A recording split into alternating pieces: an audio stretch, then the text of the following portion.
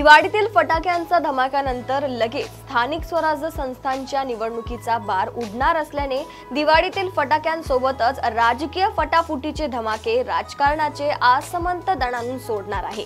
खरे तर त्याची सुरुवात आतापासूनच झाली आहे। मनसेच्या स्थापनेपासून राज ठाकरेंसोबत एकनिष्ठ राहिलेल्या खेडच्या वैभव खेडकरांचा प्रलंबित भाजप प्रवेश अखेर पार पडला। वैभव खेडकरांवर मनसेने आधीच कारवाई केली होती। त्यांची पक्षातून हकालपट्टी करण्यात आल्यानंतर खेडकर भाजपमध्ये जातील ही चर्चा होती, परंतु पक्ष प्रवेशाचा मुहूर्त निश्चित होत नव्हता। अखेर मंगळवारी तो मुहूर्त साधला। तिकडे हिंगोलीतील काँग्रेसचे बडे नेते माजी आमदार भाऊराव पाटील गोरेगावकर यांनी शिंदेंच्या शिवसेनेत प्रवेश घेतला। असे लहान मोठे धमाके आता सातत्याने ऐकू येतील। दिवाळीनंतर बहुतेक राजकीय पक्षांच्या उमेदवारांची घोषणा होईल आणि त्यानंतर फाटाफुटीच्या या आतिषबाजीला अगदी ऊत येईल।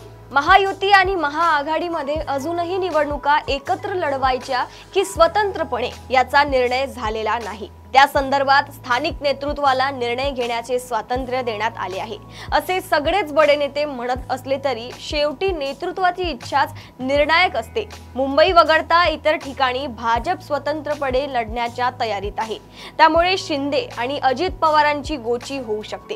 उद्धव ठाकरेंचे सगळे लक्ष मुंबईवर केंद्रित आहे। मुंबईत राज ठाकरेंना ते सोबत घेतील हे एव्हाना स्पष्ट झाले आहे, परंतु काँग्रेस मात्र स्वबळावर लढण्याच्या विचारात आहे। शरद पवारांच्या राष्ट्रवादी काँग्रेसची भूमिका अद्याप स्पष्ट नाही।